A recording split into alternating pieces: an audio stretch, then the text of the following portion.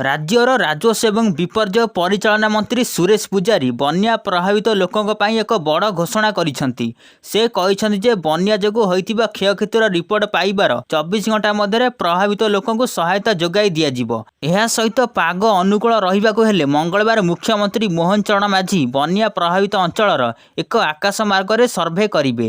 ମନ୍ତ୍ରୀ ସୂଚନା ଦେଇଛନ୍ତି ଯେ ପ୍ରାୟ ସମସ୍ତ ନଦୀର ଜଳସ୍ତର ହ୍ରାସ ପାଇଛି, କିନ୍ତୁ ତଳିଆ ଅଞ୍ଚଳରୁ ପାଣି ସମ୍ପୂର୍ଣ୍ଣ ନିଷ୍କାସନ ହେବାକୁ ସମୟ ଲାଗିବ। ରିଲିଫ ଶିବିରରେ ରହୁଥିବା ଲୋକମାନେ ଯେ ପର୍ଯ୍ୟନ୍ତ ସେଠାରେ ଆଶ୍ରୟ ନେଉଛନ୍ତି ସେ ପର୍ଯ୍ୟନ୍ତ ସେମାନଙ୍କୁ ରନ୍ଧା ଖାଦ୍ୟ ଯୋଗାଇ ଦେବାକୁ ଜିଲ୍ଲା କଲେକ୍ଟରମାନଙ୍କୁ ନିର୍ଦ୍ଦେଶ ଦିଆଯାଇଛି। ଲୋକସଭାରେ କେନ୍ଦ୍ର ସ୍ୱାସ୍ଥ୍ୟ ମନ୍ତ୍ରୀଙ୍କ ଦ୍ୱାରା ଉପସ୍ଥାପିତ ତଥ୍ୟରୁ ଜଣାପଡ଼ିଛି ଯେ ଆୟୁଷ୍ମାନ ଭାରତ ଯୋଜନାରେ ଓଡ଼ିଶାରେ ବହୁତ ପ୍ରଗତି କରିଛି। ଏପ୍ରିଲ 11 ରୁ ଜୁନ୍ 30 ମଧ୍ୟରେ ରାଜ୍ୟର 2.5 ଲକ୍ଷରୁ ଅଧିକ ଲୋକ ଏହି ଯୋଜନା ଅଧୀନରେ ମାଗଣା ଚିକିତ୍ସା ସୁବିଧା ପାଇଛନ୍ତି। ମୋଟାମୋଟି ଭାବରେ ଓଡ଼ିଶାରେ 3,44 ଲକ୍ଷରୁ ଅଧିକ ଲୋକ ଆୟୁଷ୍ମାନରେ ଯୋଗ ଦେଇଛନ୍ତି, ଯାହା ଦେଶର ଦ୍ୱିତୀୟ ସର୍ବାଧିକ ହିତାଧିକାରୀ। ଏହି ସଂଖ୍ୟା ରାଜ୍ୟରେ ଯୋଜନାର ବୃଦ୍ଧି ପାଉଥିବା ଗ୍ରହଣୀୟତା ଏବଂ ପହଞ୍ଚକୁ ପ୍ରତିଫଳିତ କରେ। ଜଣେ ହିତାଧିକାରୀ ମନୋଜ ଗନ୍ତାୟତ କହିଛନ୍ତି ଯେ ସେ ଆୟୁଷ୍ମାନ ଭାରତରୁ ସ୍ୱାସ୍ଥ୍ୟ ସୁବିଧା ପାଇଛନ୍ତି, ଯେତେବେଳେ ସେ ବିଜୁ ସ୍ୱାସ୍ଥ୍ୟ କାର୍ଡର ଲାଭ ପାଇପାରିଲେ ନାହିଁ। ଏହି ସମୟରେ ଯୋଜନାର କାର୍ଯ୍ୟାନ୍ୱୟନ ଉପରେ ରାଜନୈତିକ ବୟାନବାଜି ଜାରି ରହିଛି, କିନ୍ତୁ ଏହାର ସଫଳତା କାର୍ଯ୍ୟରୁ ସ୍ପଷ୍ଟ। ଅଗଷ୍ଟ 1 ରୁ ୟୁପିଆଇ ନିୟମରେ ବଡ଼ ପରିବର୍ତ୍ତନ ହେବାକୁ ଯାଉଛି, ଯାହା କୋଟି କୋଟି ବ୍ୟବହାରକାରୀଙ୍କୁ ପ୍ରଭାବିତ କରିବ।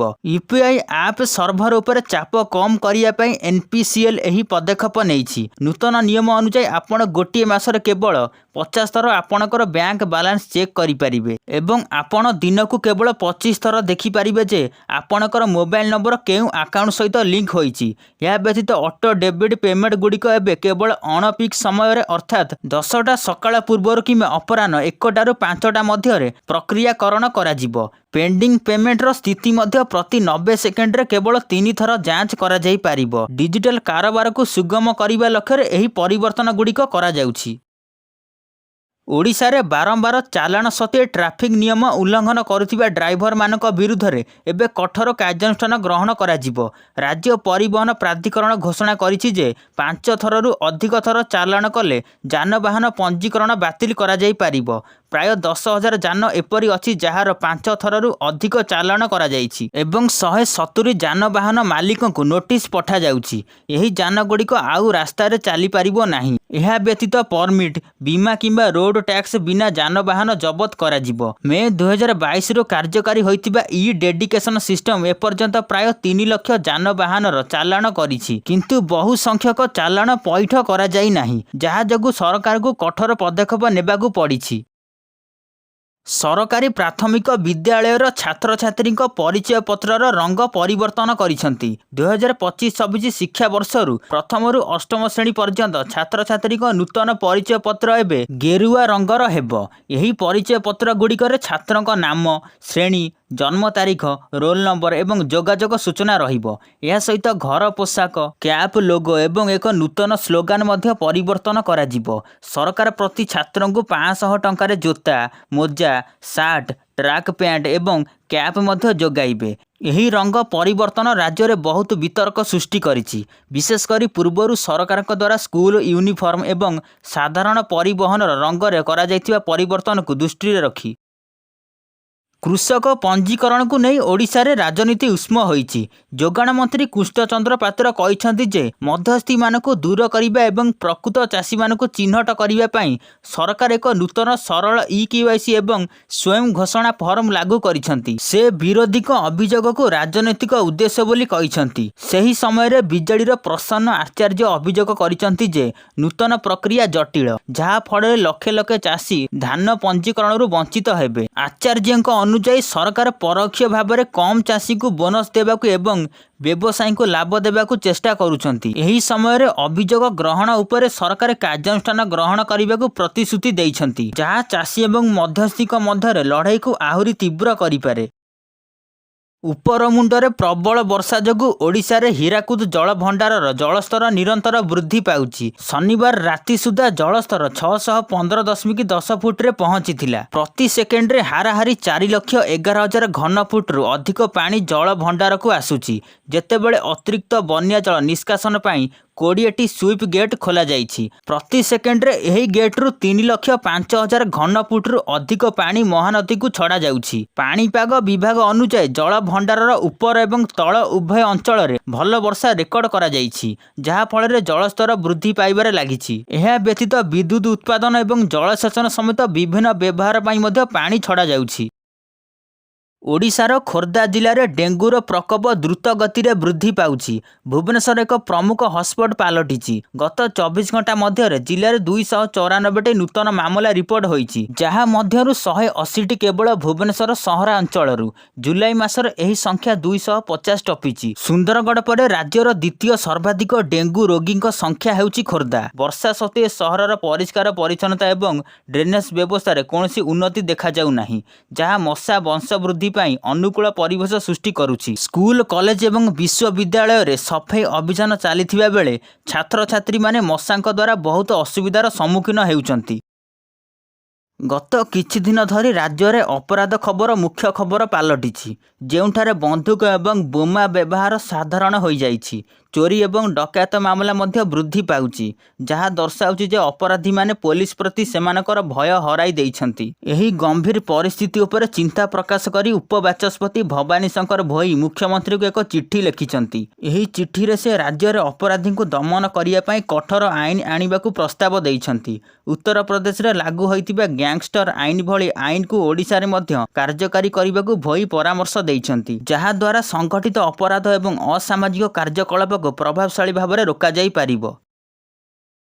ଆଜିକାଲି କୃତ୍ରିମ ବୁଦ୍ଧିମତ୍ତା ଅର୍ଥାତ୍ AI ପ୍ରତ୍ୟେକ କ୍ଷେତ୍ରରେ ଏହାର ପ୍ରଭାବ ବୃଦ୍ଧି କରୁଛି ଏବଂ ଏବେ ଏହା ଚିକିତ୍ସା ଜଗତରେ ମଧ୍ୟ ଆଲୋଚନା ହେଉଛି। ପ୍ରଶ୍ନ ଉଠୁଛି ଯେ AI ଭବିଷ୍ୟତରେ ଡାକ୍ତରଙ୍କୁ ବଦଳାଇବ କି? ଗୋଟିଏ ପଟେ AI ଶୀଘ୍ର ରୋଗ ଚିହ୍ନଟ ଏବଂ ଚିକିତ୍ସା ତଥ୍ୟ ବିଶ୍ଳେଷଣ କରିବାରେ ସକ୍ଷମ, ଅନ୍ୟପଟେ ଏହାର ବିପଦ ଉପରେ ମଧ୍ୟ ବିତର୍କ ହେଉଛି। ଗର୍ଭାବସ୍ଥା ନିରୀକ୍ଷଣଠାରୁ ଆରମ୍ଭ କରି କୁପୋଷଣ ପ୍ରାରମ୍ଭିକ ଲକ୍ଷଣ ଚିହ୍ନଟ କରିବା ପର୍ଯ୍ୟନ୍ତ ସବୁ କିଛିରେ AI ସହାୟକ ହୋଇପାରେ, କିନ୍ତୁ ଏହି ମେସିନ୍ ରୋଗୀଙ୍କ ଅବସ୍ଥା ବୁଝିପାରିବ ଏବଂ ତାଙ୍କୁ ଜଣେ ମାନବ ଡାକ୍ତରଙ୍କ ପରି ଚିକିତ୍ସା କରିପାରିବ କି ନାହିଁ ତାହା ଦେଖିବାକୁ ବାକି ଅଛି। AI ନିଶ୍ଚିତ ଭାବରେ ଫାର୍ମାସିଷ୍ଟରେ ମଧ୍ୟ ସାହାଯ୍ୟ କରିଛି, କିନ୍ତୁ ମାନବ ସ୍ପର୍ଶ ଏବଂ ବିଶେଷଜ୍ଞତାର ଆବଶ୍ୟକତା ରହିବ। ଚିକିତ୍ସା କ୍ଷେତ୍ରରେ AIର ଭୂମିକା କେତେ ବଡ଼ ହେବ ତାହା କେବଳ ସମୟ କହିବ। ଆମର ସୀମା ସୁରକ୍ଷା ବାହିନୀ ଏବେ ଭାରତ ଓ ବାଂଲାଦେଶ ସୀମାରେ ଦ୍ୱିଗଣିତ ଚ୍ୟାଲେଞ୍ଜର ସମ୍ମୁଖୀନ ହେଉଛି। ବାଂଲାଦେଶରେ ଗତ ଅଗଷ୍ଟ 5 ତାରିଖରେ ଶେଖ୍ ହସିନା ସରକାର ଗଠନ ହେବା ପରେ ମୁସଲିମ ଉଗ୍ରବାଦୀଙ୍କ ପ୍ରଭାବ ବୃଦ୍ଧି ପାଉଛି।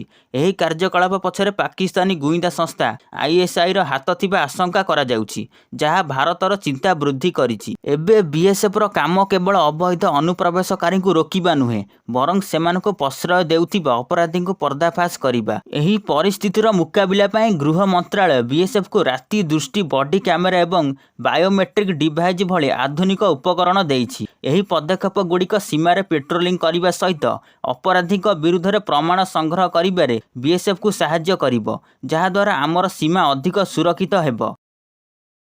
ଓଡ଼ିଶାରେ ମନ୍ଦିର ପ୍ରଶାସନ ସମ୍ପର୍କରେ ସୁପ୍ରିମକୋର୍ଟଙ୍କ 2019 ନିର୍ଦ୍ଦେଶ ଏପର୍ଯ୍ୟନ୍ତ ସମ୍ପୂର୍ଣ୍ଣ କାର୍ଯ୍ୟକାରୀ ହୋଇନାହିଁ। ସୁପ୍ରିମକୋର୍ଟ ଜଣେ ପୂର୍ଣ୍ଣକାଳୀନ ପ୍ରଶାସକଙ୍କୁ ନିଯୁକ୍ତି ଦେବାକୁ ନିର୍ଦ୍ଦେଶ ଦେଇଥିଲେ, ଯାହାକୁ ଅନ୍ୟ କୌଣସି ଦାୟିତ୍ୱ ଦିଆଯିବା ଉଚିତ ନୁହେଁ। ପୂର୍ବ ସରକାର ସମୟରେ ଜଣେ ପ୍ରଶାସକଙ୍କୁ ନିଯୁକ୍ତି ଦିଆଯାଇଥିଲା, କିନ୍ତୁ ଖୁବ୍ ଶୀଘ୍ର ବଦଳି କରାଯାଇଥିଲା।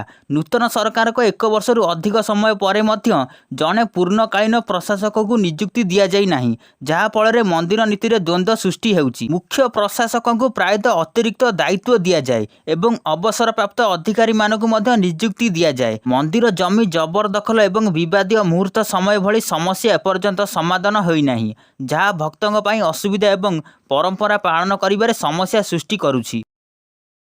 ଯୋଗାଣ ମନ୍ତ୍ରୀ କୃଷ୍ଣଚନ୍ଦ୍ର ପାତ୍ର ବିଜେପି ନେତା ମନମୋହନ ସାମଲଙ୍କୁ ହିରୋ ବୋଲି କହି ଏକ ବଡ଼ ବୟାନ ଦେଇଛନ୍ତି। ପାତ୍ର କହିଛନ୍ତି ଯେ ସାମଲଙ୍କ ଯୋଗୁଁ ହିଁ ବିଜେପି ଓଡ଼ିଶାରେ କ୍ଷମତାକୁ ଆସିଲା ଏବଂ କେନ୍ଦ୍ରରେ ମଧ୍ୟ ସରକାର ଗଠନ କଲା।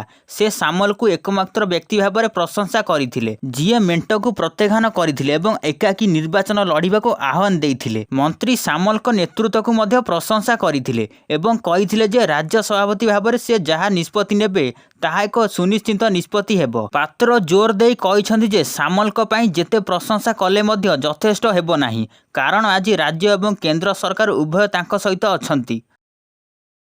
ଓଡ଼ିଶାର ବୌଦ୍ଧ ଜିଲ୍ଲାର ଶିକ୍ଷା ବିଭାଗ 9 ଜଣ ଶିକ୍ଷକ ଏବଂ 3 ଜଣ ପ୍ରଧାନ ଶିକ୍ଷକଙ୍କ ଦରମା ବନ୍ଦ କରିଛନ୍ତି। ହରଭଙ୍ଗା ବ୍ଲକର ମାଗପାଲି, ମନଖିମାଳ ଏବଂ ବିରିଗଡ଼ ଉଚ୍ଚ ପ୍ରାଥମିକ ବିଦ୍ୟାଳୟରେ ଏହି କାର୍ଯ୍ୟାନୁଷ୍ଠାନ ନିଆଯାଇଛି। ସୂଚନା ଅନୁଯାୟୀ ଏହି ଶିକ୍ଷକ ଏବଂ ପ୍ରଧାନ ଶିକ୍ଷକମାନେ ଅଧିକାରୀଙ୍କ ଗସ୍ତ ସମୟରେ ଅନୁପସ୍ଥିତ ଥିଲେ କିମ୍ବା ସେମାନଙ୍କର କର୍ତ୍ତବ୍ୟରେ ଅବହେଳା କରିଥିଲେ। କିଛି ବିଦ୍ୟାଳୟ କାର୍ଯ୍ୟ ଦିବସରେ ମଧ୍ୟ ବନ୍ଦ ଥିବା ଦେଖାଯାଇଥିଲା ଏବଂ ଶିକ୍ଷକମାନେ ଉଚ୍ଚ ଅଧିକାରୀଙ୍କ ନିର୍ଦ୍ଦେଶକୁ ଅବମାନନା କରିଥିଲେ। ପୂର୍ବରୁ ମଧ୍ୟ ସେମାନଙ୍କୁ କାରଣ ଦର୍ଶାଇ ନୋଟିସ୍ ଜାରି କରାଯାଇଥିଲା, କିନ୍ତୁ ସନ୍ତୋଷଜନକ ଉତ୍ତର ନ ପାଇବାରୁ ଏହି ପଦକ୍ଷେପ ନିଆଯାଇଛି, ଯାହା ଶିକ୍ଷାରେ ଶୃଙ୍ଖଳା ବଜାୟ ରଖିବା ପାଇଁ ଏକ କଠୋର ବାର୍ତ୍ତା।